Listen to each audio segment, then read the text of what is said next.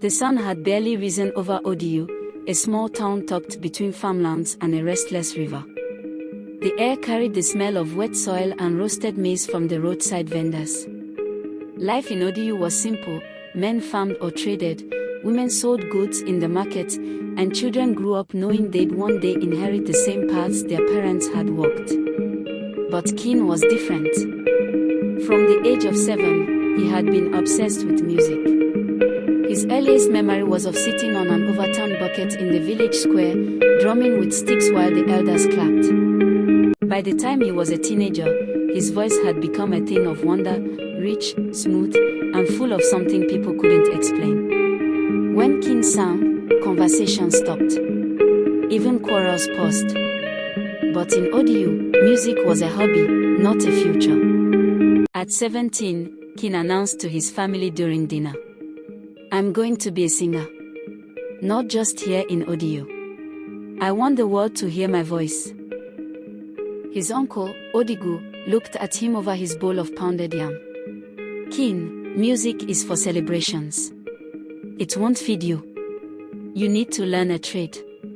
What about carpentry? Or at least farming? You're strong." "I can't give my life to something I don't love," Kin replied quietly. His mother sighed. She loved her son's talent, but she had seen too many dreamers fall into poverty. "Kin, dreams are good. But you can't eat dreams." There was only one person Kin believed might understand: Amora. They had grown up together, racing along the dusty roads, sharing roasted corn after school, laughing under the shade of the big mango tree near her father's compound. She was beautiful in a way that made people stop talking when she entered the room: smooth brown skin, bright eyes, and a smile that felt like sunlight. One evening, Kin gathered courage and waited under that mango tree, clutching a small bouquet of hibiscus flowers he had picked himself. He heard her footsteps before he saw her. "Amora," he said, heart pounding, I've loved you for as long as I can remember. I know I don't have much now, but I promise I'll make something of myself. Will you be mine? Will you wait for me?" She looked at him for a long time, her eyes soft but troubled. "Kin, I believe you have talent. But love needs stability. I can't build my future on promises." He stepped closer, his voice almost breaking. "I'm not asking for much, just time and faith." She shook her head, tears threatening to fall. "I'm sorry." A week later, news spread through Odiu: Amora was engaged to Tokchi, the son of the wealthiest man in town. Kin heard about the engagement while performing at a wedding. In the middle of his song, his voice cracked, not because of the notes, but because the girl he thought would walk through life with him had chosen someone else. That night, he walked alone to the riverbank. The moonlight shimmered on the water, but all he felt was emptiness. He told himself one thing: "I'll leave this place. And one day, Odiu will hear my name in every corner of the world." The next week, with nothing but a small bag, his notebook of songs, and a second-hand guitar, Kin boarded an old bus to the city. The journey was long and dusty. At every stop, passengers got off to buy fried plantain or pure water, but Kin didn't move. He had only enough money for transport. When he arrived, the city overwhelmed him. Tall buildings blocked the sun, and the noise of honking cars replaced the quiet of the village.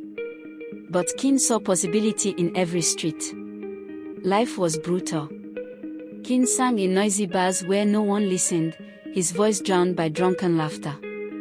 He performed at bus stops for coins. Some nights, he slept in bus stations; other nights, he found shelter under a bridge. He auditioned for small music competitions but was rejected over and over. "You have a nice voice, but you're not marketable," one judge told him. "Maybe you should try something else," another advised. Each rejection was a knife, but he refused to let it cut away his dream. One rainy evening, soaked and hungry, Kin sat under a shop's awning with his guitar.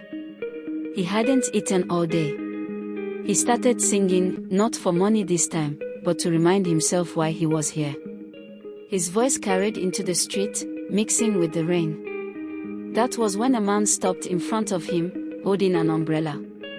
He was dressed sharply, with the confident air of someone used to being listened to. "Son, your voice belongs to the world," the man said. He handed Kin a business card. "Come to my studio tomorrow. Let's see what we can make together." The man was Mr. Adewale, a respected music producer. That night, Kin didn't sleep, not because he was hungry, but because for the first time in years, someone had looked at his dream and said yes. The studio was small but filled with instruments, microphones, and the smell of creativity. Mr. Adewale asked him to sing something original. Kin picked his guitar and sang a song he had written by the river back in Odio, the one he had dreamed of singing to Amora on their wedding day. By the time he finished, Mr. Adewale's eyes were shining. "This is gold. We'll start recording next week." Months later, Kin's first single hit the radio. It was raw, emotional, and unlike anything in the industry at the time.